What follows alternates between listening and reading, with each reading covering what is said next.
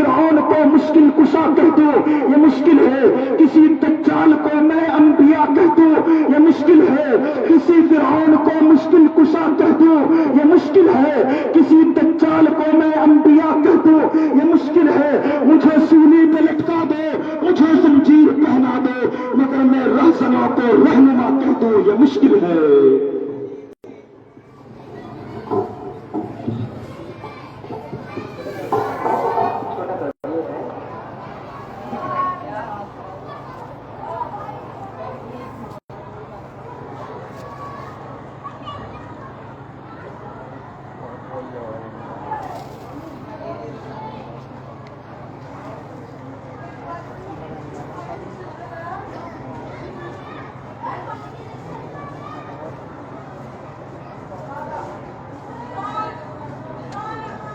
آپ کا نہیں ہے بھیا؟ آپ کا نہیں ہے؟ کون؟ کیمرہ مین ان کے ساتھ آوا؟ جب سے جیل میں گئے کیمرہ مین ساتھ رہتے ہیں۔ اچھا، سنا تو دیں کیا بولا ہم نے، لوگ سنے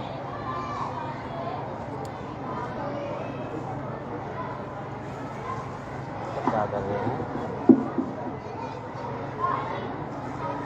کرسی بہت پیچھے کر دی تھی تو میں خود بڑھ کے آپ کے پاس آگے کو آیا۔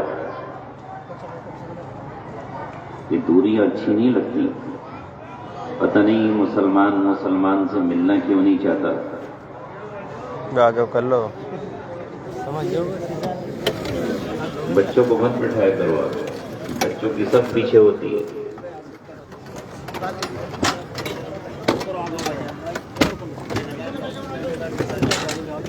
لائن سے لگا لائن۔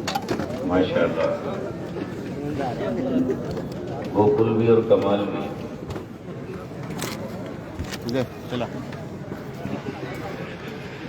پیچھے والوں تمہیں بھی ہلنا پڑے گا، یہ مت سوچو کہ پیچھے والے جو ہے وہ ہلیں گے نہیں۔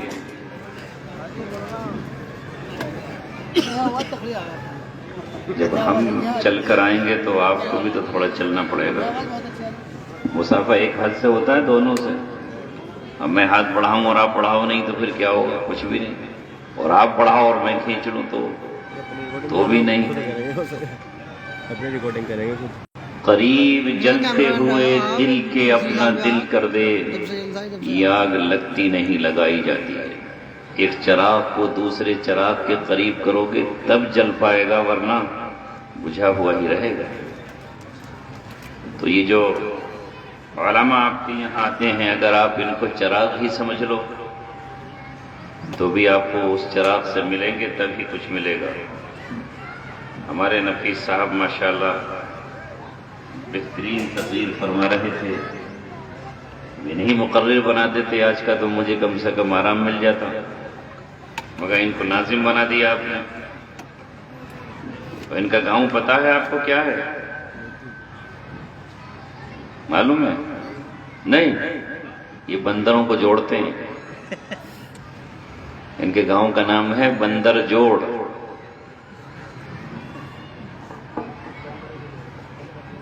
ویسے ملے گا آپ کو کہیں یا بندر جوڑ لیے جاتے ہیں؟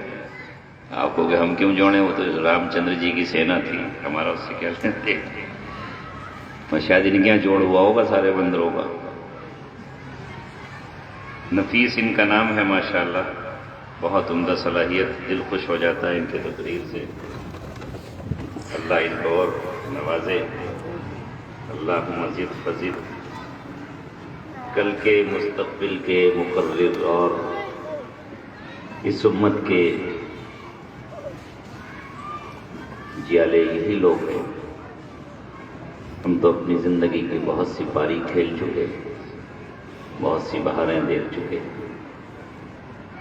ماشاءاللہ۔ ابھی کچھ کرسیاں خالی ہیں، یہ پیچھے جو لوگ بیٹھے ہیں کیا انہیں بیڑی پینا ہے پیچھے بیٹھ کے؟ کیا ادھر ہے میرے پاس بیڑی کا انتظام، ادھر سے آ جائے، آگے بھی پلا دیں گے، کوئی بات نہیں، آگے آ جاؤ بھائی۔ جو آگے بڑھے گا اللہ اس کو آگے بڑھائے گا، اور جو پیچھے رہے گا وہ دانت کو ریتتا رہ جائے گا۔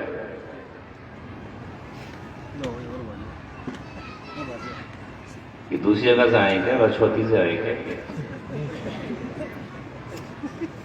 یہ بائیکاٹ کر دیا ان کا.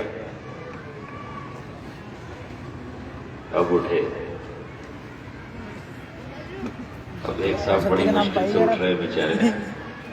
کہیں کون سا مولوی آ گیا اٹھائے بغیر نہیں چھوڑے گا. باقی تو کوئی کچھ کہے گا نہیں.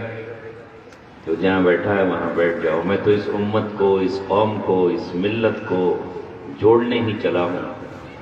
جب لوگ بندروں کو جوڑ لیں تو میں انسانوں کو نہیں جوڑ سکتا. اب تو انسان ہے. بہرحال یہ پہلے محبت کی کچھ باتیں کر لیں اور اب اللہ تعالیٰ کا پیغام وہ سن لیں اور سنا لیں جس کے لیے اللہ نے ہمیں آج ہی نہیں پرسوں سے جمع کیا. سچ یہ ہے کہ میں عوام الناس آپ کی محبت میں آتا ہوں. صرف آپ کے پیار اور آپ کی دعوت اور آپ کے بلاوے پر چلا آتا ہوں. اور اس اللہ نے ابھی چلنے کی طاقت دی ہے، بولنے کی قوت دی ہے، سہنے کا بھی حوصلہ دیا ہے. تکالیف تو ہوتی ہی ہیں. اب درود شریف پڑھیے. اللہم صلی علی محمد وعلی آل محمد کما صلیت علی ابراہیم وعلی آل ابراہیم انک حمید مجید. الحمد لله نحمده ونستعينه ونستغفره ونؤمن به ونتوكل عليه ونعوذ بالله من شرور أنفسنا ومن سيئات أعمالنا. من يهده الله فلا مضل له ومن يضلله فلا هادي له. ونشهد أن لا إله إلا الله وحده لا شريك له. ونشهد أن سيدنا محمدا عبده ورسوله وصلى الله عليه وعلى آله وصحبه وسلم تسليما كثيرا كثيرا. أما بعد قال الله تبارك وتعالى في كتابه الكريم واتقوا يوما ترجعون فيه إلى الله. صدق الله العلي العظيم. وأما من خاف مقام ربه ونهى النفس عن الهوى فإن الجنة هي المأوى. صدق الله مولانا العلي العظيم. قال رسول الله صلى الله عليه وسلم بدأ الإسلام غريبا وسيعود غريبا كما بدأ فطوبى للغرباء. صدق رسوله النبي الكريم. رلاتا ہے تیرا نظارہ اے ہندوستاں مجھ کو کہ عبرت خیز ہے تیرا فسانہ سب فسانوں میں. رلاتا ہے تیرا نظارہ اے ہندوستاں مجھ کو کہ عبرت خیز ہے تیرا فسانہ سب فسانوں میں. چھپا کر آستی میں بجلیاں رکھی ہیں گردوں نے. گردوں آسمان کو کہتے ہیں. بجلیاں آسمانوں میں ہی تو چمکتی ہیں. چھپا کر آستی میں بجلیاں رکھی ہیں گردوں نے. عنادل باغ کے غافل نہ بیٹھے آشیانوں میں. عنادل کہتے ہیں بلبلوں کو. بجلی کس پہ گرتی ہے؟ پیڑ پہ تو گرے گی اور آشیانہ پرندے کا جل جائے گا. عنادل باغ کے غافل نہ بیٹھے آشیانوں میں. یہ خاموشی کہاں تک لذت فریاد پیدا کر. فریاد کی بھی تو ایک لذت ہوتی ہے نا. غم میں، مصیبت میں، پریشانی میں جب حالات سے انسان دو چار ہوتا ہے، راہ کھلتی نظر نہیں آتی، تو اس وقت جو جھولی پھیلا کر روتا ہے لذت فریاد پیدا.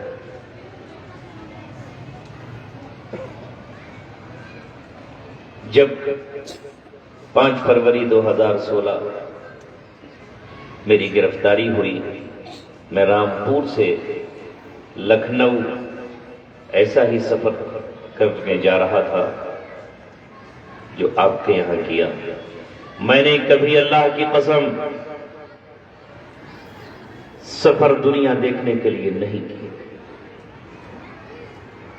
کبھی نہیں کی۔ میرے یہاں سے 105 کلومیٹر ہے نینی تال رامپور سے، آج تک نہیں گیا۔ اس کے جھرنے نہیں دیکھے، برف نہیں دیکھی، کلو منالی کبھی نہیں گیا۔ مسوری جو دہرادون سے آگے ہے صرف اس وقت گیا جب دہرادون میں دینی پروگرام تھا، الگ سے کوئی سفر نہیں کیا۔ شملہ آج تک کوئی سفر نہیں ہوا۔ اگر کشمیر بھی گیا تو صرف جلسے کی نیت سے گیا، تقریر سنانے گیا، اسی کے ضمن میں اس جھیل کو دیکھا جسے ڈل جھیل کہتے ہیں۔ ویسے کبھی اپنے بچوں کو یا کسی کو لے کر میں نے کسی ایسی جگہ کا سفر نہیں کیا جو مشہور ہو۔ جہاں جاتے تھے ہم تیرا فسانہ چھیڑ دیتے تھے، کوئی محفل ہو تیرا رنگ محفل دیکھ لیتے تھے۔ اگر کٹک میں اڑیسہ میں کسی ایسی بستی والوں نے مجھے بلایا جہاں مسجد چھپر کی تھی، مکانات چھپر کے تھے، ٹوٹے ہوئے دروازے تھے اور وہاں پکے مکانات تک نہیں تھے، میں ان بستیوں میں پہنچا۔ میں کہاں کہاں نہ پہنچا تیرے دید کی طلب میں۔ ہاں کہیں سے بھی دعوت آئی تو یہ کہہ کر نہیں ٹھکرائی آج تک کہ بلانے والا کون ہے، کتنا بڑا مدرسہ ہے، کتنی بڑی جگہ ہے، کسی سربراہ کا تنظیم ہے یا ملک کا کوئی حکمران وزیر ہے۔ بس ایک دعوت آئی دینی اور اسے قبول کر لیا۔ تو وہاں ایک لڑکیوں کا مدرسہ تھا جس میں مجھے جانا تھا، اپنی بہنوں اور اپنی بیٹیوں سے خطاب کرنا تھا۔ شہر رامپور اپنے گاؤں سے چلا، ماں نے کندھے پر ہاتھ رکھ کر، ماں میری کل تک میں کہتا تھا کہ ہے، آج کہتا ہوں کہ وہ تھی۔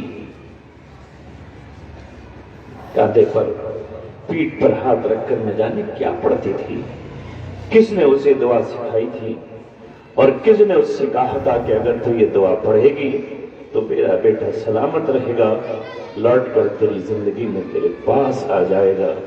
کیا خبر تھی اس ماں کو کہ آج جو یہ میرا بیٹا جائے گا تو واپس برسوں کے بعد آئے گا، 7 سال کے بعد۔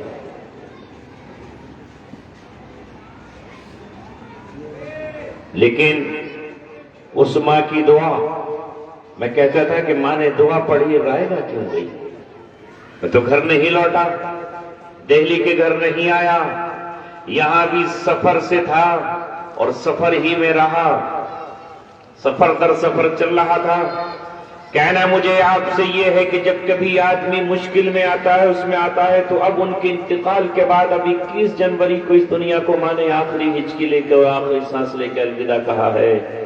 میں ان کی چارپائی کے قریب بیٹھا تھا، سورہ یاسین، سورہ صافات اور 5واں پارہ والمحصنات پڑھ رہا تھا کہ اسی وقت ماں قرآن کی گہرائیوں میں ڈوب کر، اس میں غوطہ زن ہو کر، وہ خود پڑھی لکھی نہیں تھی، قرآن چند صورتیں ان کو یاد تھی، پوری زندگی یاد کرنا چاہا مگر ذہن ایسا تھا ہی نہیں کہ وہ یاد کر لیتی۔ اس وقت وہ رخصت ہوئی تو میرے بھانجے نے یہ بتایا کہ تمہارے ساتھ جو گاڑی چلا رہے تھے یونس بھائی، جن کی اپنی گاڑی تھی، تمہاری گرفتاری کے بعد جب وہ گھر آئے تو نانی ان سے لپٹ کر اور ان سے مل کر اتنا روئی، تمہیں یاد کر کے اتنا روئی کہ میں نے پوری زندگی میں کبھی انہیں روتے ہوئے نہیں دیکھا اور کبھی تڑپتے ہوئے نہیں دیکھا۔ ایسی بپتا، ایسی حالت، ایسا بیان کہ میں بیان نہیں کر سکتا۔ ماں کو اس وقت خیال آیا ہوگا یہی تو میرا وہ بیٹا تھا جو جب کبھی آتا تھا تو کبھی روپے دیے بغیر واپس نہیں گیا۔ میری جیب میں 100 ہوئے، 500 ہوئے، 1000 ہوئے، ماں کو دے کر چلا گیا اور وہ اپنی جیب میں اسے رکھا کرتی تھی۔ ان کے دودھ سے بیٹوں نے کبھی مانگ لیے، کبھی نواسوں کو دے دیے اب وہ یہ سوچتے ہوں گے کہ یہ جیل میں چلا گیا، کوئی آمدنی کا ذریعہ نہیں تھا، اس کے علاوہ کوئی کمائی نہیں تھی، اب اس کے 4 بچے ہیں، 2 بیٹے اور 2 بیٹیاں، آخر ان کو کون پالے گا، ان کی کفالت کیا ہوگی؟ تو مجھے علامہ اقبال کی اس بات پر یاد آیا کہ یہ خاموشی کہاں تک لذت فریاد پیدا کر، یہ فریاد کی جو لذت ہے یہ بھی عجیب و غریب ہے۔ جب اللہ تبارک و تعالیٰ کے سامنے آدمی اس وقت ہوتا ہے جب سارے سہارے ٹوٹ جاتے ہیں، تو پھر ہچکیوں کا لامتناہی سلسلہ ہوتا ہے، آنسوؤں کی بارش نہیں مسلسل برسات ہوتی ہے، اور انسان کیا اس کو حاصل کرتا ہے، اس کے دل کی کیا کیفیت ہوتی ہے وہ بیان نہیں کر سکتا۔ خدا کی قسم آج بھی ہماری وہ کیفیت نہیں ہے جو کیفیت اس وقت ہوا کرتی تھی کہ جب سارے سہارے ٹوٹے ہوئے ہیں تو اللہ کو یاد کیا کرتے تھے۔ تو علامہ اقبال کہہ رہے ہیں کہ چھپا کر آستی میں بجلیاں رکھی ہیں گردوں نے، انا دل باغ کے غافل نہ بیٹھے آشیانوں میں، یہ خاموشی کہاں تک لذت فریاد پیدا کر، زمین پہ تو ہو صدا تیری ہو آسمانوں میں۔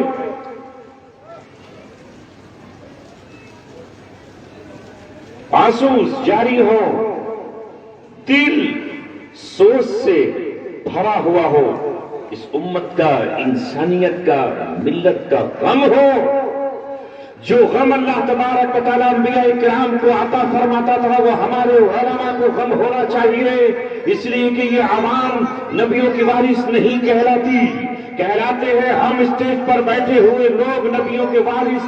تو نبی اپنی امت کے لیے تڑپتا ہے، غم کرتا ہے، انہیں جہنم سے بچانے کی کوشش کرتا ہے، انہیں دنیا میں زخموں سے اور دنیا میں تکلیفوں سے بچانے کی کوشش کرتا ہے۔ اگر ہم نبیوں کے وارث ہیں اور نبیوں کا غم ہمارے پاس نہیں، نبیوں کی فکر ہمارے پاس نہیں، نبیوں جیسی خیر خواہی ہمارے پاس نہیں، نبیوں جیسا مشن ہمارے پاس نہیں، نبیوں جیسی سوچ اور طلب ہمارے پاس نہیں کہ نبی پوری رات اپنی امت کے لیے کھڑا ہے، حالانکہ اس سے تو وعدہ ہے انا فتحنا لك فتحا مبینا لیغفر لك اللہ ما تقدم من ذنبك وما تأخر ويتم نعمته عليك۔ اور اللہ تبارک و تعالیٰ نے تو وعدہ کر لیا ہے وَيَنْصُرَكَ اللَّهُ نَصْرًا عَزِيزًا، اللہ نے تو کہا کہ ہم نے تمہارے لیے فتح مبین لکھ دی ہے، فتح مبین لکھ دی ہے۔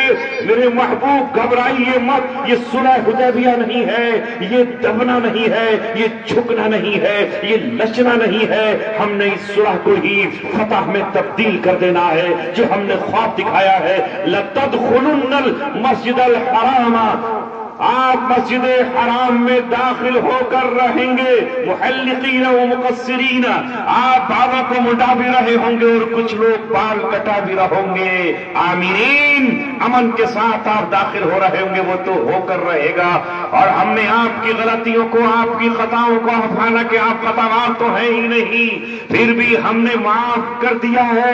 مگر یہ راتوں کو تہجد کس لیے تھی؟ یہ راتوں کو جھولیاں کس کے لیے پھیل رہی تھی؟ یہ راتوں کو آنسو کس کے لیے ٹپک رہے تھے؟ یہ پیر ورم سے سوج جاتے ہیں، یہ کس کے لیے تھے؟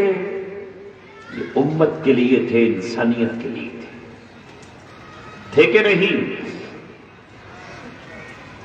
وہ ہے تمہارا رہبر و رہنما، جھوٹے قائدوں کے پیچھے مت پھرا کرو، ڈگڈگی بجانے والے مداریوں کے پیچھے مت لگا کرو، سانپ دکھانے کا ڈرامہ کرنے والے سپیروں کو اپنا مال اور دولت مت دو، نادان بچے مت بنو کہ سانپ دیکھنے کی لالچ میں پورے دن کے دن کھڑے ہیں اور آخر میں پھر اسے جا کر کے دے رہے ہیں اپنی جیب کا مال۔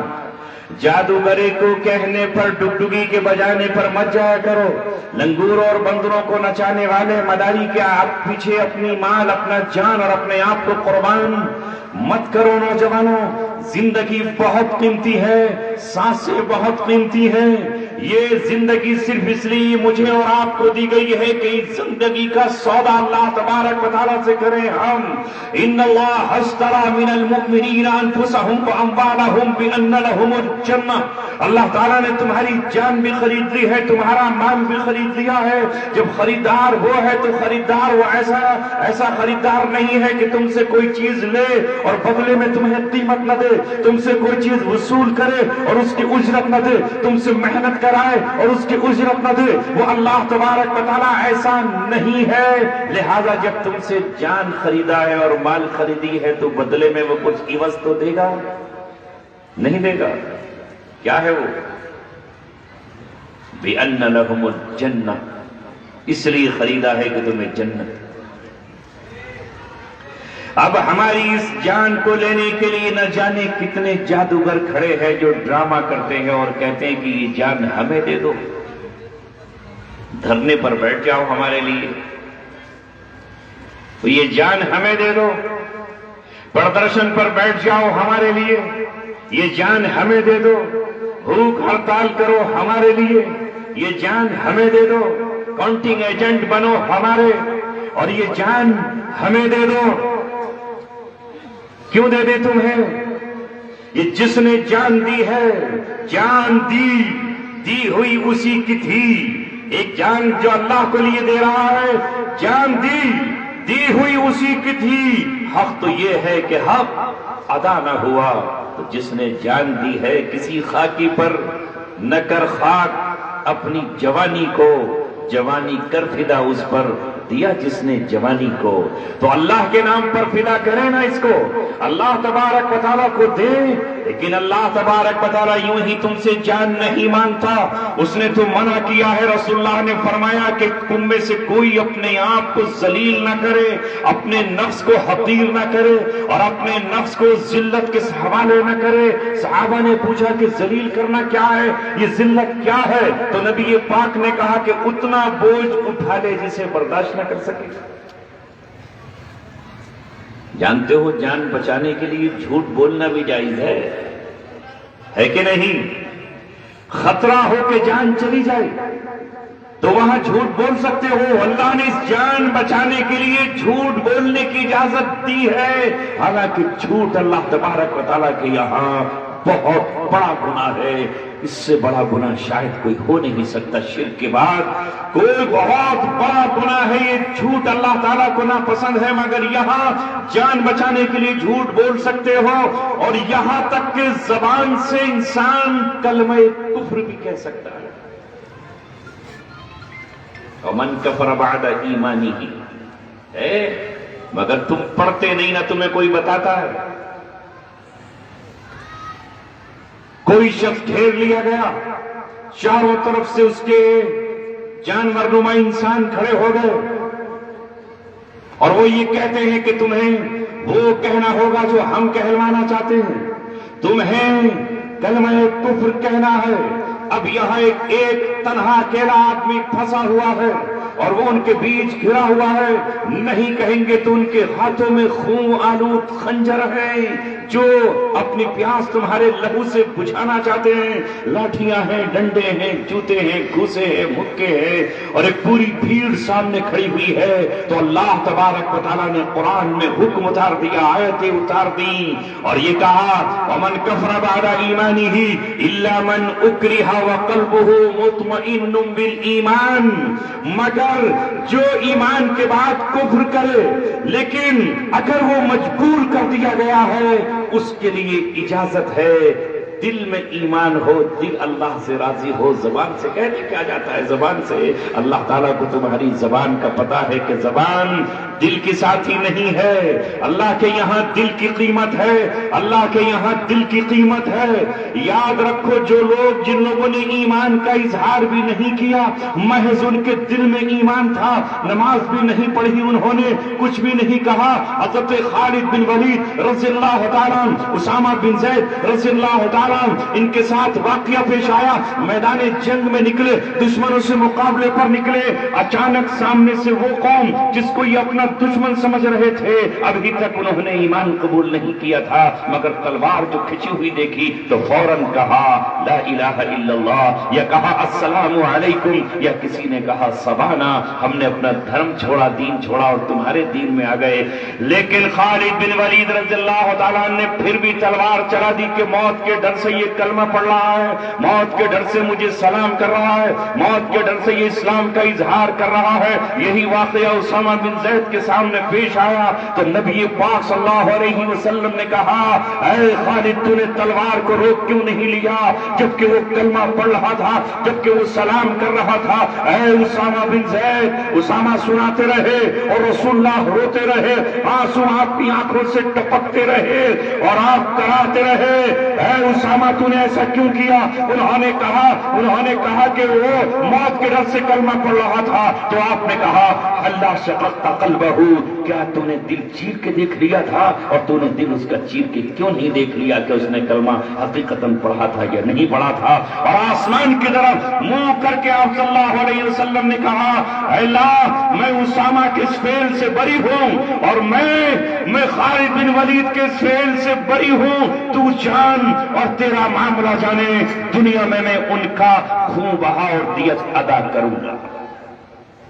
نعرہ تکبیر، ایسے نہیں، دونوں ہاتھوں کو اٹھا کر نعرہ تکبیر، اس جذبے کے ساتھ لگائیں کہ حل ہوں گے سبھی مسئلے تقدیر تو لاؤ، حل ہوں گے سبھی مسئلے تقدیر تو لاؤ، ٹوٹی ہی صحیح شمشیر تو لاؤ، آگے کا کام مالک و مولا پہ چھوڑ دو، پہلے زباں پہ نعرہ تکبیر تو لاؤ، نعرہ تکبیر، تاج و تخت ختم نبوت۔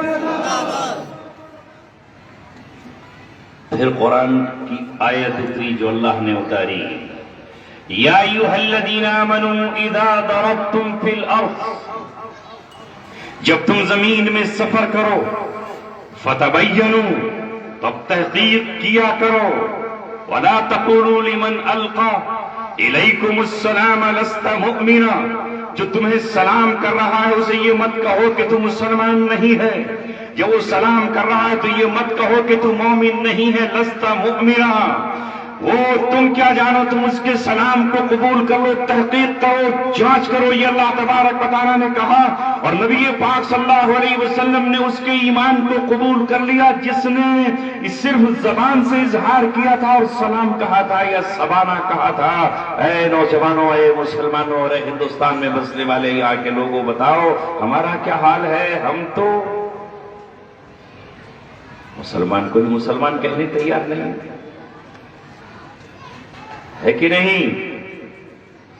فتوے ہیں ہمارے یہاں نہیں، یہ اسلام سے خارج، وہ اسلام سے خارج، وہ ایمان سے خارج، وہ ایمان سے خارج، اور یہاں قتل جانتے بوجھتے ہوئے مومن کا کر رہا ہے، جانتا ہے کہ یہ نمازی ہے، جانتا ہے کہ یہ شخص روزے دار ہے، جانتا ہے کہ یہ شخص 100% نمازی ہے، مسلمان ہے، حج کرتا ہے، مگر مسلمان کا قتل نہیں کر رہا۔ وہاں تو صرف یہ کہا گیا کہ صرف اگر کلمہ کہہ دے۔ حضرت ابوبکر صدیق رضی اللہ تعالیٰ نے مرتدین کے خلاف لشکر بھیجے اور یہ کہا کہ جس بستی سے اذان کی آواز آ جائے اس بستی سے قتل و قتال نہیں کرنا ہے، اس کا مطلب یہ ہے کہ وہ اہل ایمان کی بستی ہے۔ مگر ہمارا کیا حال ہے؟ مولانا احمد رضا خان صاحب کے ماننے والے جو اپنے آپ کو ٹنٹن سنی اور ٹی ٹی ایس کہتے ہیں، کیا حال ہے ان کا؟ وہ اپنے علاوہ سبھی کو تو کہہ رہے کہ مسلمان ہے نہیں۔ جس نے یہاں سے وہ نماز پڑھتے وقت اوپر والا یہ بٹن نہیں لگایا، یہ اس کی نماز نہیں۔ جس نے یہ چین کی پہن لی اس کی نماز نہیں۔ جس نے نکاح پڑھا دیا اس کا نکاح نہیں، وہ لوٹایا جائے گا۔ جس نے ان سے مسافہ کر لیا وہ مسلمان نہیں۔ ذرا ان نادانوں کو کوئی بتائے کہ تمہارے پاس سے قرآن گزرا بھی ہے، قرآن کی آیتیں گزری بھی ہیں۔ آج یہ قرآن ہمارے اوپر لعنتیں بھیج رہا ہے اور مسلمانوں کو پتہ ہی نہیں ہے۔ وَمَن يَقْتُلْ مُؤْمِنًا مُتَعَمِّدًا فَجَزَاؤُهُ جَهَنَّمُ خَالِدًا فِيهَا وَغَضِبَ اللَّهُ عَلَيْهِ وَلَعْنَهُ۔ اللہ تبارک و تعالیٰ کہہ رہا ہے کہ جو کسی مومن کا جان بوجھ کر قتل کرے تو اللہ تبارک و تعالیٰ نے اس کے لیے ہمیشہ کا عذاب تیار کیا ہوا ہے۔ اس پر اللہ کا غصہ ہے اور اس پر اللہ تبارک و تعالیٰ کی لعنت ہے اور اس کے لیے بہت بڑا عذاب رب العالمین نے تیار کیا ہوا ہے۔ یہ ایک قتل کی بات ہے جو ہزاروں قتل کر دے۔ کیا ہوگا اس کا؟ کتنے دور ہیں ہم قرآن سے، کتنے بھٹک گئے ہیں ہم قرآن سے. نہیں ہے قتل عام، رات دن اخبارات کی سرخیاں بھری ہوئی ہیں. کتنی جنگیں مسلمان آپس میں لڑ رہا ہے اور قتل کر رہا ہے. ایک تنقید برداشت نہیں ہے، ایک فقرہ اور ایک جملہ اخبار میں برداشت نہیں ہے. یہ سعودی عرب کا حکمراں جس کا بیٹا محمد بن سلمان کہتا ہے کاش تیرا نام محمد نہ ہوتا اور کاش تیرے باپ کا نام سلمان نہ ہوتا. تو یہودی ہوتا تو ہمیں صبر تھا، تو عیسائی ہوتا تو ہمیں صبر تھا، تو مجوسی ہوتا تو ہمیں صبر تھا، تو کمیونسٹ ہوتا تو ہمیں صبر تھا. مگر جمال خشوگی نے کچھ تنقید تیرے اوپر کر دی، تیری حکومت پر تھوڑی سی تنقید کر دی تو دنیا نہیں جانتی، آپ جانتے ہو. قاتل دستے سعودی عرب سے چلے، ترکی کی سرزمین پر پہنچے اور جمال خشوگی کو بلایا گیا اور بلا کر کے اندر اپنے سفارت خانے میں بلایا اور وہاں بلا کر اس کے چہرے پر کرتا کپڑا ڈال دیا اور سب سے پہلے اس کی وہ انگلیاں کاٹی جن انگلیوں سے وہ لکھا کرتا تھا. پھر جسم کے ٹکڑے ٹکڑے کر ڈالے اور پھر بوریوں میں بھر کر ہوائی جہاز میں لے کر اس کو تیزاب میں ڈال کر کے گلا دیا. اور ظالم دنیا کے جو ان کے سامنے کاسہ گدائی پھیلاتے ہیں، درہم اور دینار کے غلام ہیں اور ان کے ہمیشہ کے غلام ہیں، انہیں کہتے ہیں کہ یہ کتاب و سنت کی حکومت چل رہی ہے. کتاب و سنت میں کہیں اس قتل کی اجازت ہے؟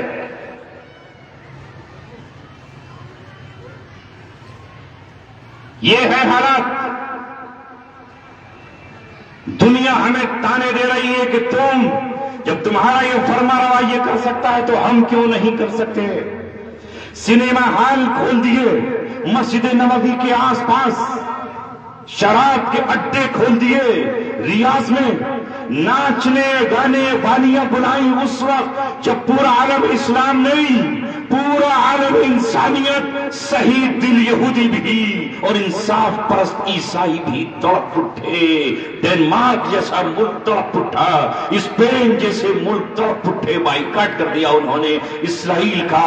ایسے موقع پر جب بچوں کے جسموں سے خون کے قطرے ٹپک رہے تھے اور ہمارے ننھے منھے بچے ہفتے تک فلسطین میں بھوک سے تڑپ رہے تھے اور پتھروں کے نیچے سے گھاس نکال کر کھا رہے تھے. خاندان کے خاندان تباہ ہو رہے تھے. ایسے میں سعودی عرب کا یہ حکمراں، چونکہ تمہارے یہاں کے بہت سے لوگ وہاں جاب کرنے جاتے ہیں، میں اس کو یہ نہیں کہہ رہا کہ آپ جاب مت کرو، مگر ان حکمرانوں سے اگر تم نے دل لگایا اور اگر ان کے کارندوں اور ان کے جھوٹے نمائندوں کو تم نے اپنا رہبر بنایا، کوئی وہاں جھوٹا نمائندہ بیٹھا ہے اور تم سے یہ کہتا ہے کہ تم ناف کے نیچے ہاتھ کیوں باندھتے ہو، سینے پر ہاتھ باندھو، تو تم سمجھتے ہو کہ یہ سعودیہ ہے اس لیے یہ جو کہہ رہا ہے یہ حق ہے، اس لیے وہاں سے سینے پر ہاتھ باندھ کر آتے ہو اور ہم ناف کے نیچے ہاتھ باندھنے والوں کو گمراہ کہتے ہو، مشرک کہتے ہو، اسلام سے خارج کہتے ہو. ان بے ایمانوں، ان ظالموں، ان قاتلوں، ان سفاکوں، ان درندوں، خانہ کعبہ کی توہین کرنے والوں کے، ان نمائندوں کے تلوے چاٹنے والوں اور ان کے ٹکڑوں پر تم ہلانے والوں کی بات مان کر قرآن اپنے ہاتھ میں لے کر اور حدیثیں اپنے ہاتھ میں لے کر اپنے باپ سے کہتے ہو کہ اپنے آپ کو تبدیل کر لے. تیری نمازیں پہلے پوری نہیں ہوئی، تو نے پیچھے سورہ فاتحہ نہیں پڑھی.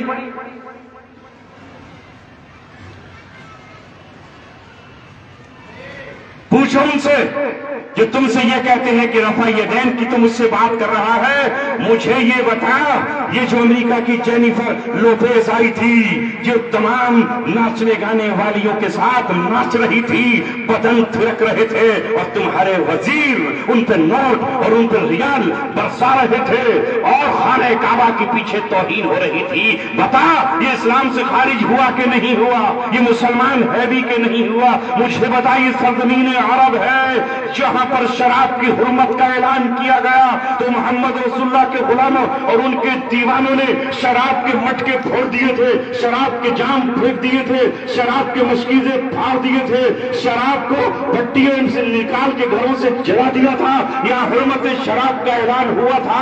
1450 برس کے بعد وہاں ہمت نہ تھی کسی کو جو وہاں شراب پی سکتا، شراب پلا سکتا، شراب انڈیل سکتا، شراب کشید کر سکتا، مگر یہ آج کا حکمران ہے۔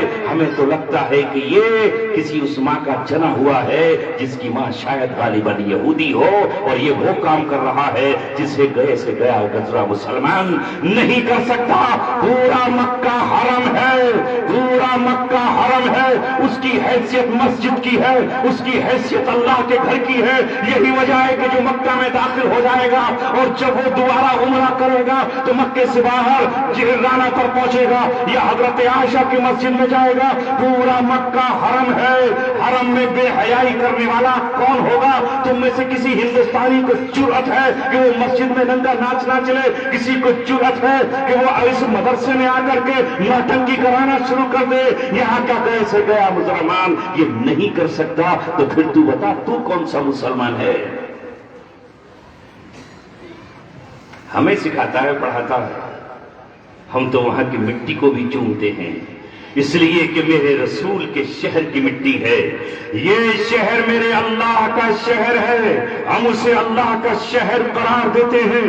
ہم اپنے گاؤں کی مسجد میں زور سے بولنے والے سے نفرت کرتے ہیں، گالی دینے والے کو مسجد میں ہم برداشت نہیں کر سکتے ہیں، دھکے مار کر باہر نکال دیا جائے گا۔ یہ کون ہو تم؟ 1400 برس پہلے قرآن نے کہا کہ یہاں وہی آئیں گے جن کے دل میں ایمان کا چراغ ہوگا، جن کے سینے میں قرآن کا نور ہوگا، جو اس گھر کو اللہ تعالیٰ کا گھر جانتے ہوں گے، جو اسے بیت و معمور کی سیدھ میں سمجھ رہے ہوں گے۔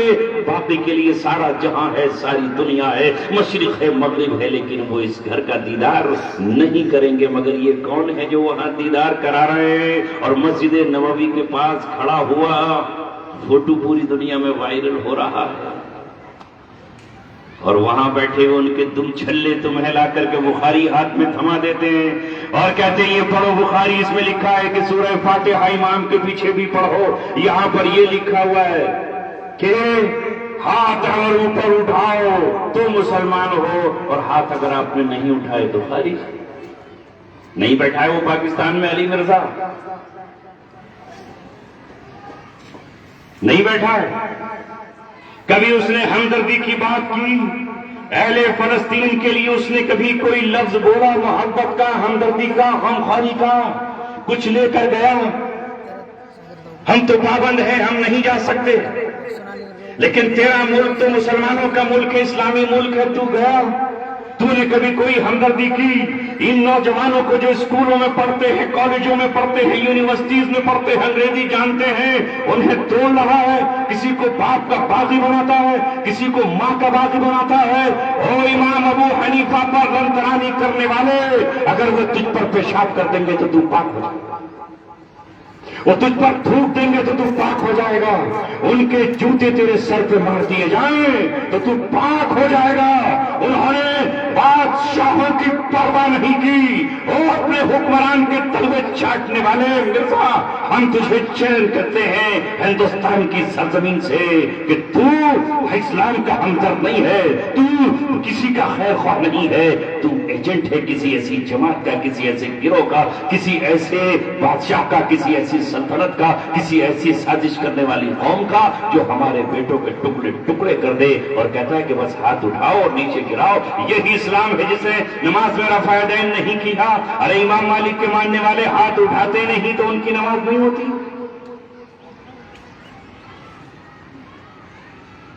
کہاں سے کہاں پہنچا رہا ہے۔ امام ابو حنیفہ نے ابو جعفر منصور کے بات نہیں مانی، نہ بنو امیہ کے حکمرانوں کی مانی، نہ بنو عباس کے حکمرانوں کی مانی. وہ امام ابو حنیفہ اسلام کے ماتھے کا جھومر ہے جس کی فقہ پر حکومتیں چلتی رہی ہے اور صبح قیامت تک اس کی فقہ چلتی رہے گی.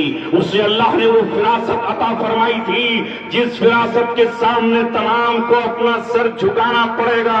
وہ امام ابو حنیفہ جس نے تقوی و طہارت کی انتہا کر دی ہے، اگر اس کو یہ پتا چلا کہ فلاں کی ایک بکری گم ہو گئی ہے تو اس نے پوچھا کہ ایک بکری کی عمر کتنی ہو سکتی ہے، تو کسی نے بتایا کہ بکری کی عمر 7 سال ہوتی ہے، تو اس نے 7 سال بکری کا گوشت نہیں کھایا.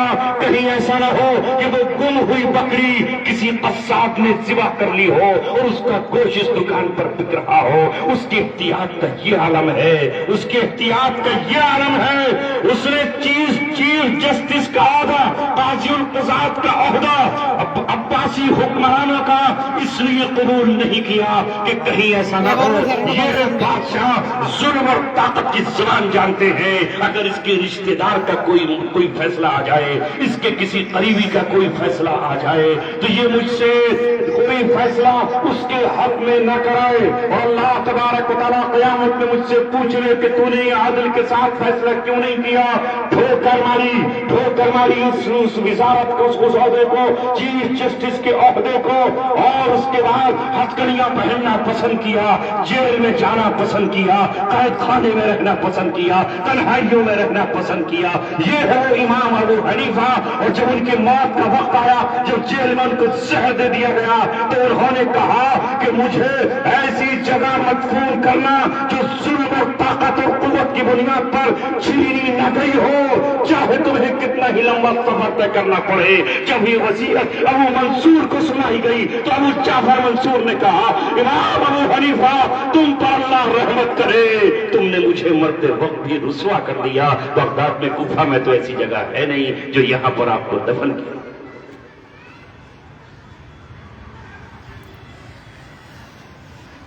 یہ نہ جانے کہاں سے ککر مدے کی طرح جیسے برسات میں وہ چھتری والا نکل آتا ہے نا پودا، کیا کہتے ہو اسے آپ؟ کیا کہتے ہو؟ سانپ کی چھتری.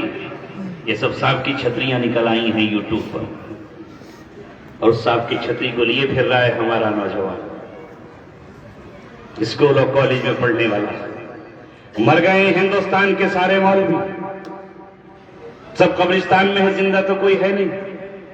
ان سے مسئلہ پوچھنے کی ضرورت نہیں ہے.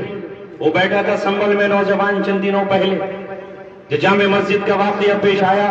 اس علی مرزا سے پوچھ رہا ہے، اس گنوار سے، اس ان پڑھ جاہل سے، اس ایجنٹ سے ٹوپی پگڑی باندھ کر کے دھوکہ دے رہا ہے. تمہارا تو حال یہ ہے کہ تمہارے سامنے جو پگڑی باندھ کر آ جائے، چاہے اس نے تمہیں لوٹنے کے لیے باندھی ہو، چاہے ٹھگنے کے لیے باندھی ہو، اور کس لیے باندھی ہو، اور تم بس سمجھتے ہو کہ واہ ابھی آ جائے کوئی یہاں اسٹیج پر، سب چھوڑ چھاڑ کے مجھے اسے دیکھنے لگو کہ یہ آ گئے حضرت پہنچے ہوئے جنید بغدادی کے مرید اور خلیفہ. یہی تو میں نے تقریر کی ابتدا کی ہے. مد اپنا ہاتھ ان کے ہاتھوں میں. پوچھا سنبھل کا مسئلہ، مسجد کا مسئلہ، وہاں قتل ہونے والے نوجوانوں کا مسئلہ اس علی مرزا سے پوچھ رہا ہے. کیا ہوا پھر؟ کیا ہوا؟ پولیس نے کہا پاکستان رابطہ کرے گا.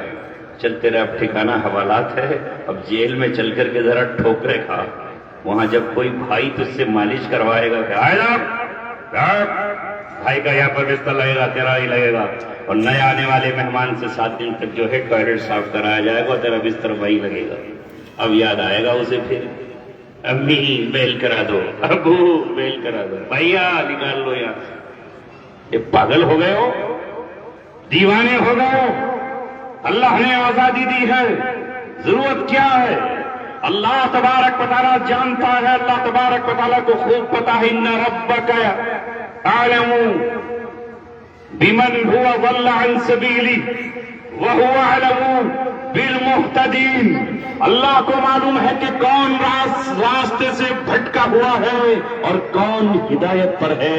فیصلہ کل قیامت میں ہو جائے گا، ساری دنیا گواہی دے رہی ہوگی کہ صاحب یہ تو بہت پہنچے ہوئے قاری صاحب تھے، جب ہمارے مدرسے میں آتے تھے تو ہم جھوم جاتے تھے، اور جب قرات کرتے تھے تو لوگ اچھل جاتے تھے، اور اس ناظم صاحب بھی سبحان اللہ، ماشاء اللہ، الحمدللہ، اللہ اکبر، واہ کیا، سب جھومتے ہوتے تھے۔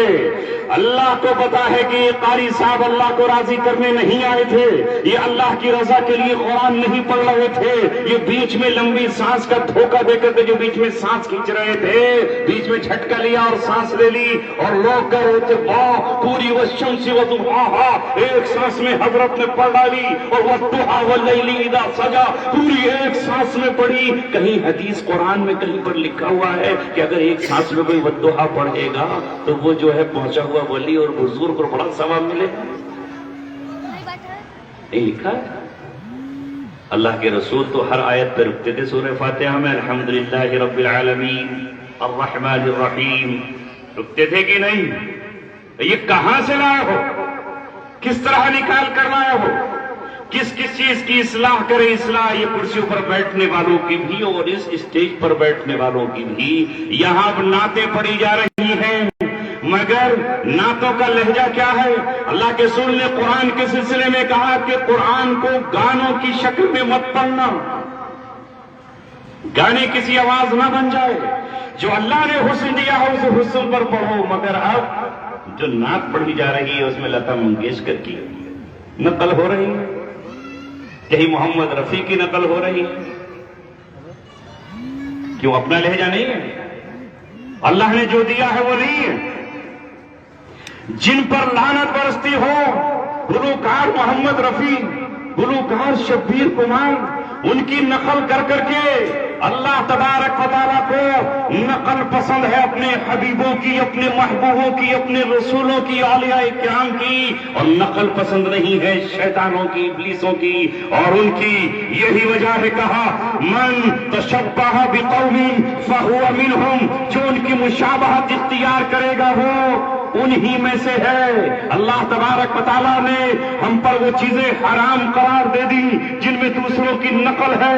صبح کو سورج نکلتے وقت جب سورج نکل آیا تو 20 منٹ تک یا 15 منٹ تک نماز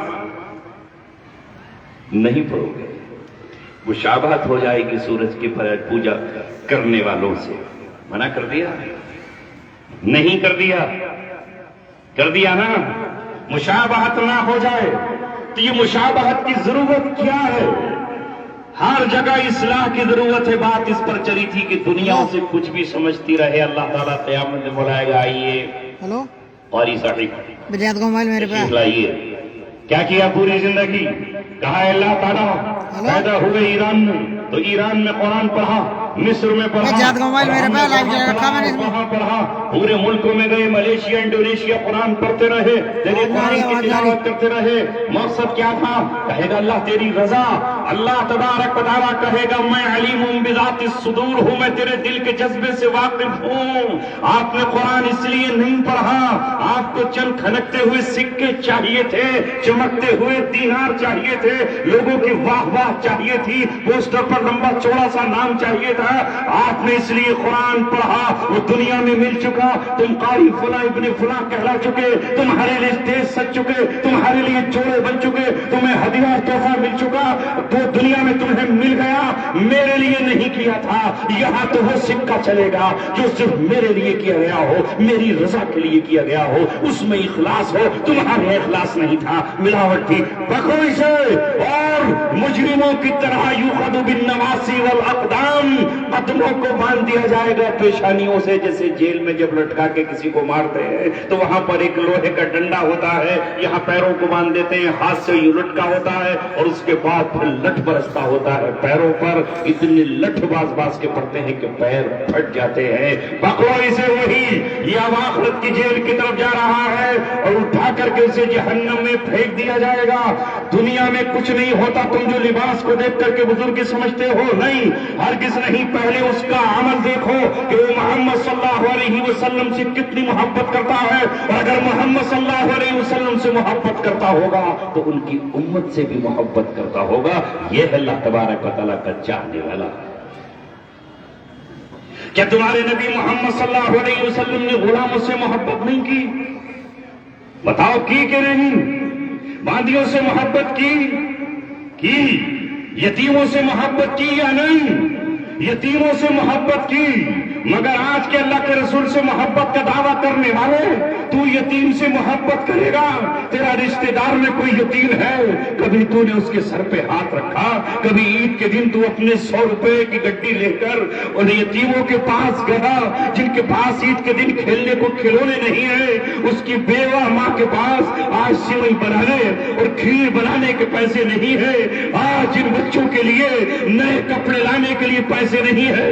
اے امیروں، اے تاجروں، اے مالداروں، غریبوں سے کوئی سوال نہیں ہوگا، مزدوروں سے سوال نہیں ہوگا، وہ تو 500 برس پہلے اپنا چھوٹا سا حساب دے کر چلے جائیں گے، لیکن ہر مالدار کو روکا جائے گا، بتا زکات دی یا نہیں دی؟ بہن غریب تھی، اس کی کفالت کی یا نہیں کی؟ ماں بیمار تھی، دوا لے کر آیا کہ نہیں آیا؟ بھتیجا پڑھ سکتا تھا اور تو اپنے بھتیجے کی فیس بھر سکتا تھا، اس کا مدرسے میں داخلہ کر سکتا تھا، تو نے کیا یا نہیں کیا؟ یہ اللہ تبارک و تعالیٰ پوچھے گا۔ مگر بتاؤ، ہاں میں مدرسے والوں سے بھی کہہ رہا ہوں اور مسجد کے اماموں سے بھی کہہ رہا ہوں، اور میری آواز نہیں پہنچ رہی یہاں کیونکہ کوئی ویڈیو یا کوئی طرح کی چیز نہیں بنائی جا رہی، تو جہاں تک پہنچے گی وہاں تک تو پہنچے، ہمیں یہ ذمہ داری نہیں ہے؟ کیا اسلام نے محض یہی کہا ہے کہ تم اپنی ذات کی عبادت کرتے رہو، اپنی ذات کی پرستش کرتے رہو؟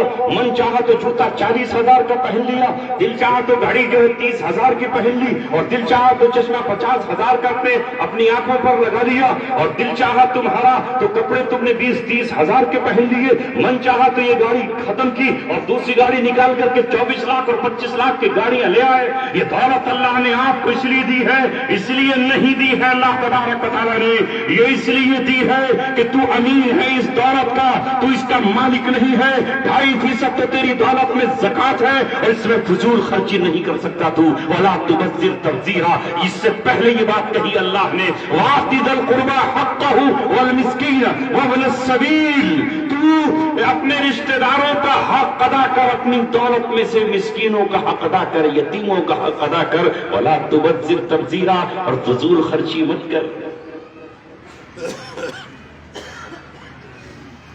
مگر یہاں فضول خرچی کو ثواب اور فرض اور واجب نہیں سمجھا جا رہا، سمجھا جا رہا ہے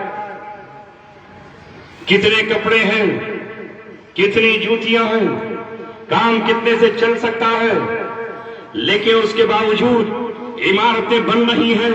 تم نے سعودیہ میں دیکھا اور دبئی میں دیکھ رہے ہوگے، میں تو نہیں گیا دوسرے ملکوں میں، تم نے کویت میں دیکھا اور دوسرے مقامات پر دیکھ رہے ہو۔ ایک طرف یمن میں بھوک سے بچوں کی کمریں لگ گئیں اور پیڑ پتے کھانے پر مجبور ہو گئے۔ افریقہ میں اور صومالیہ میں بھوک کا یہ عالم ہے، اور سرزمین بیت المقدس مسجد اقصی پر کوئی تھا حکمران ان میں جنہیں تم اپنا لیڈر مانتے ہو؟ ہے کوئی تمہارا رسول اللہ کا سچا غلام؟ کسی نے کہا ہے امریکہ ہم تیری کڑائی پکڑ لیں گے، اے برطانیہ ہم تجھے تیل نہیں دیں گے، ہم تیل کے کنووں پر پہرا بٹھا دیں گے؟ ہے کوئی شاہ فیصل جیسا جس نے یہ بات کہی ہو ان سے؟ ایک بھی آگے نہیں آیا، اسی ٹائم ناچتے رہے، اسی ٹائم شرابیں پیتے رہے، شراب کے جام پلاتے رہے۔ ارے ہندوستان جیسے ملک سے جس حکومت کو یہ کہا جاتا ہے کہ مسلمانوں کی دشمن حکومت ہے، اس حکومت نے فلسطینیوں کے لیے غلہ بھیجا، اناج بھیجا، اور پرواہ نہیں کی اس نے کہ ہمارا منشور کیا ہے، دستور کیا ہے۔ اور یہ مسلمان، انہیں کو تبھی تو علامہ اقبال نے کہا تھا آج سے 100 برس پہلے، یہ مسلمان ہیں جنہیں دیکھ کے شرمائیں یہود۔ عیسائیوں کو شرم آ گئی، نرم دل یہودی تڑپ اٹھے۔ کسی نے کراس کرائی سنا، مکانات گرتے رہے، ہاسپٹل برباد کر دیے گئے۔ ایک زخم لگ جاتا ہے، ٹانکے لگ جائیں تو تب تک تڑپتے ہو، چند دنوں پہلے ایک نوجوان کے ذرا سا ایکسیڈنٹ ہو گیا، 24 ٹانکے آئے، ٹانگ اس کی رکھی نہیں جا رہی تھی، تڑپ رہا تھا، مدد کو لوگ نہیں آتے، کیا کرتا؟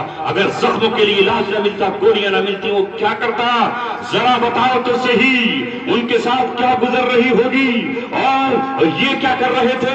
وہ تو اللہ تبارک و تعالیٰ کو پھر جوش آیا اور اللہ تبارک و تعالیٰ کی رحمت پکار میں آئی، اور کسی بچے نے اللہ سے جا کے ملاقات کی ہوگی اور کسی نے رسول کے حضور جا کے دفعہ سنایا ہوگا، تو پھر اللہ نے اپنی آگ کو حکم دیا، انسانوں کے لشکر نہیں پہنچے، انسانوں کے نمائندے نہیں پہنچے، بادشاہوں کے وزیر نہیں پہنچے، سفارتکار نہیں پہنچے، کسی نے ظالم کو آنکھ نہیں دکھائی، کسی نے یہ تک نہیں کہا کہ ہم تمہیں غلہ نہیں دیں گے، اندرون سے سب کچھ آ رہا تھا۔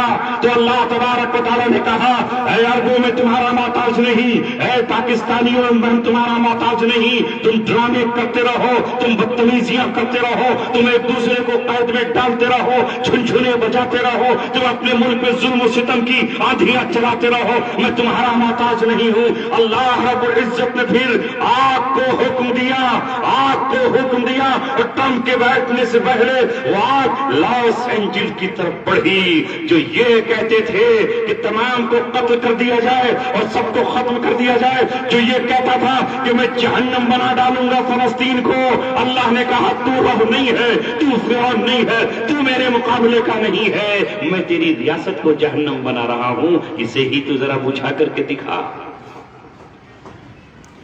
بجھا پایا؟ نہیں بجھا پایا نا، چیخیں نکل گئی، تب جا کر کے صلح ہوئی، اور صلح میں پھر وہ قیدی جو جیلوں میں تھے سینکڑوں سال سے، یہ 40 سال سے، وہ باہر آئے، ادھر کے جو ہاسٹیج تھے وہ اپنے گھروں میں گئے، دونوں جگہ خوشیوں کے دیپ جلے، بیٹا بیٹا ہے، چاہے وہ یہودی کا ہو یا عیسائی کا ہو، ہر ماں کا دل اس کے لیے تڑپتا ہے، کوئی کی صلح نہیں۔ اور اللہ نے یہ کہا وَإِن جَنَحُوا لِلسَّلْمِ فَاجْنَحْ لَهَا، اگر وہ صلح کے لیے قدم آگے بڑھائیں اور اپنے بازو جھکائیں تو صلح کر لو۔ کر لیا شاید پر عمل ہو گیا، اللہ کا فرمان پورا۔ اور اللہ نے یہ کہا کہ میں جب چاہوں گا جس ملک کی، جس علاقے کی، جس طاقتور بادشاہ کی، جس جرنیل کی چاہوں گا گردن جھکاؤں گا، میں جب چاہوں آگ کو بند کر دوں اور صلح کے پیغام بھیج دوں۔ کلما اوقدوا نارا للحرب اطفأها اللہ، جب جب بھی وہ جنگ کی آگ بھڑکائیں گے اللہ اس کو ٹھنڈا کر دے گا، ہو گئی ٹھنڈی۔ مگر ہم اپنی صفوں کو دیکھیں، ہم نے کیا کیا؟ اگر میں یہ کہتا ہوں تو آپ کہو گے کہ یہ سوالی بن رہا ہے اور شکایتیں کر رہا ہے، میں اپنی بات نہیں کہتا۔ ہمیں ہے کسی مظلوم سے ہمدردی نہیں، بیٹی کی شادی ہے تو پورے گاؤں کی دعوت ہوگی۔ کیوں؟ پورے گاؤں کا ٹھیکہ ہے، کیوں ہوگی یہ دعوت؟ ذرا مجھے بتاؤ تو صحیح، رسول اللہ نے پورے مدینے کی شادی کی ہوگی، جب فاطمہ رضی اللہ عنہا کی شادی ہوئی ہوگی تو ہے تمہارے کسی علی مرزا کی کتاب میں لکھا ہوا یہ؟ پورے مدینہ کی شادی کی ہوگی نا اللہ کے رسول نے، اور جب حضرت خدیجہ سے ہوگی تو پورے مکے کی شادی ہوئی ہوگی، مکہ ایک گاؤں ہی تو تھا۔ ہمارے بیٹے کی یا بیٹی کی شادی ہوگی تو گوکل بھی اور کمان بھی پر ہو جائیں گے دونوں مل کر۔ کیا کہنے ہیں، چھوڑا نہیں جائے گا پورے ضلع میرٹھ میں کوئی بھی، چن چن کر ان کو بلاؤ۔ ضلع پنچایت چیئرمین کو انہیں تو روٹی نہیں ملتی، باقی سے رہتے ہیں 5-7 دن سے بھوکے ہیں۔ ایم پی صاحب کو بلا کر کے لائیے ذرا جلی کوٹھی سے، ان کے یہاں تو ٹکڑے ہی نہیں مل رہے ہیں کئی سالوں سے، وہ کھا کے جائیں گے۔ اور کوئی وزیر صاحب اگر ہوں، اب تو پھرتے ہیں میر خوار، کوئی وزیر ہی نہیں ہے۔ کوئی وزیر تمہارا ہے؟ لگوا دو نا زبردستی۔ ہے کوئی نہیں۔ مختار عباس تھے، ان کو بھی کہا یہ بھی نہیں رہے گا، وہ ہے کوئی؟ کیا طریقہ ہے یہ روپیہ بچا کر جس پر تم نے لاکھوں روپے خرچ کیے ہیں؟ 10-15 خاندانوں کے گھر کے چراغ جل سکتے تھے اور 10-15 بیواؤں کے گھروں میں ان کے بچے پڑھ سکتے تھے، مگر اے قوم تجھے کوئی پرواہ نہیں ہے، کوئی پرواہ نہیں ہے تجھے اللہ کے یہاں جواب دینے کا کوئی خطرہ بھی شاید سر پہ نہیں منڈلاتا۔ میں کہوں گا تو مدرسے والوں تمہیں چپ جائے گی بات. میں 7 سال قید کی سلاخوں میں رہا. تمہارے گاؤں میں کتنا چندہ ہوتا ہے سالانہ؟ کتنا ہو جاتا ہوگا؟ 30-35 لاکھ. 500 روپے میرے لیے تھے آپ کے یہاں؟ ان 7 سالوں میں کوئی 500 روپیہ میرے یہاں آپ نے پہنچایا؟ مسلسل کم سے کم 10 سال تک تو میں آپ کے جلسے کی زینت بنتا رہا ہوگا، آپ کے آیا ہوگا، پہچانا ہوگا. اس 35 لاکھ میں ہمارا حصہ نہیں تھا، چونکہ ضرورت ہے اس عمارت کو کلر کی، ضرورت ہے ان پیڑوں کو پانی کی، ضرورت ہے آپ کو یہاں قالین کی بچھانے کی.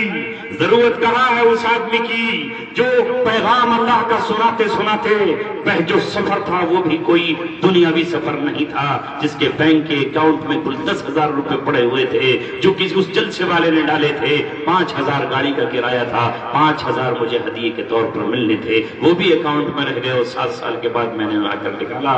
اس کے پاس اس کے علاوہ بیوی کے پاس کوئی روپیہ نہیں تھا، اور جس وقت گرفتاری کا پیغام اس کے پاس پہنچا تو اس کی ٹانگیں کپ کپا رہی تھی، بدن اس کا کانپ رہا تھا. LIA کے افسران نے کہا کہ تم کیوں کپ کپا رہی ہو؟ تو اس کی بہن نے آ کر اس کو تھاما اور اس نے یہ کہا کہ کیسے نہ میرے پیروں کے نیچے کی زمین نکل جائے. شوہر جیل چلا گیا، گھر میں کچھ نہیں ہے، 4 بچے ہیں، آبرو اٹھا نہیں سکتے، چکروں پر جا نہیں سکتے، طوائف کے اڈوں پر عصمت کا سودا نہیں کر سکتے، دامن پھیلا کر مسجد کی سیڑھیوں پر بیٹھ نہیں سکتے. کہ غیرت مند باپ کی بیٹی ہوں، غیرت مند شوہر کی بیوی ہوں، جس نے کبھی تم سے جلسے کے موقع پر یہ طے نہیں کیا کہ پہلے میری گاڑی کا کرایہ جمع کرو، پہلے میرے اکاؤنٹ میں 5,000 روپے ڈالو، جو تم نے دے دیا وہ رکھ لیا نعمت سمجھ کر، اللہ تبارک و تعالیٰ کی طرف سے برکت کا ذریعہ سمجھ کر. تو کیا میرے قدم اور میرے پیر نہیں کب کپائیں گے؟ میرے گھر پر تاتا لگا ہوا ہے، پورا گاؤں اس کا آیا ہوا ہے، لہذا میں ان کے لیے ناشتے کا انتظام کہاں سے کروں؟ کس سے جا کر کے مانگوں؟ جب میرا لیپ ٹاپ سیز کرنے کے لیے تھانے دار نے کہا کہ تھانے لیپ ٹاپ میں میرے بیٹے کو لے جانے لگے تو میری بیوی کی چیخ نکل گئی اور آگے بڑھ کر اس نے کہا کہ شوہر کو تو تم نے گرفتار کر لیا اور میرے اس بیٹے کو بھی جو میرا سہارا ہے اسے بھی تم تھانے لے کر جا رہے ہو. اسے خوف یہ تھا کہ کہیں یہ بند نہ ہو جائے. تو میرے SHO نے کہا ہمیں اس کی ضرورت نہیں، تم چلو. اس نے کہا میں اور ساتھ ہو کر تھانے نہیں جا سکتی ہوں، لے جاؤ اسے. لہذا میرا بیٹا اور میرا ایک سالو گئے. پھر کچھ درد مند لوگوں کو پتا چلا کہ ان کے بیٹوں کو اٹھا کر لے گئے. دونوں نے تھانے میں جا کر بات کی. SHO نے کہا میں گرفتار کرنے نہیں لایا، لیپ ٹاپ کے لیے مجھے 2 گواہ چاہیے تھے، وہ سیز کرنا ہے، اس لیے لایا. کیا وہاں لیڈر نہیں تھا؟ وہاں مسلمان MLA نہیں تھا؟ دہلی میں اور MLA نہیں تھے؟ بڑا غم ہے تمہیں. مصطفیٰ آباد کی سیٹ ہار گئی، کیا کرے اس MLA کا چار آنی؟ سیلم پور کی سیٹ ہار جاتی تو ماتم کرتے تم محرم کی طرح. ہار گیا ہمارا MLA، اس MLA سے کیا لینا دینا ہمیں؟ ہمارے لیے وہ سڑک کا مزدور اچھا ہے، ہمارے لیے وہ اچھا ہے جو ٹھیلا لگاتا ہے. جو 5,000 لوگ سڑکوں پر نکلے، مسجد کے امام ہے تو مسجد کے اماموں نے اور کمیٹیوں نے کہہ دیا کہ مسجد میں اس کا اعلان نہیں ہوگا، کیونکہ ان کی نظر میں کتنا بڑا مجرم تھا. تو پھر کچھ لوگوں نے محمدی مسجد کے دروازے بند کر دیے گئے. سنا رہا ہوں دروازہ آپ کو، اور جس تک اللہ تعالیٰ پہنچائے گا. تو لوگوں نے کمیٹی والوں اور سوچو ہے بستی کے لوگوں، اگر 10 استاد کسی مدرسے میں پڑھتے ہیں اور 15,000 کی ایک تنخواہ ہے تو کیا 15,000 روپے میرے گھر نہیں جا سکتے تھے؟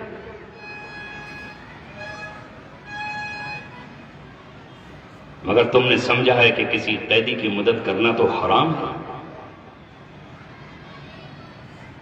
یہ سمجھا ہے. اور اب جب میں نکل کر آیا ہوں تو اب دیکھیے دسترخوان یہ کھا لیجئے، وہ کھا لیجئے، یہ ہے کھجور، یہ ہے انار. ارے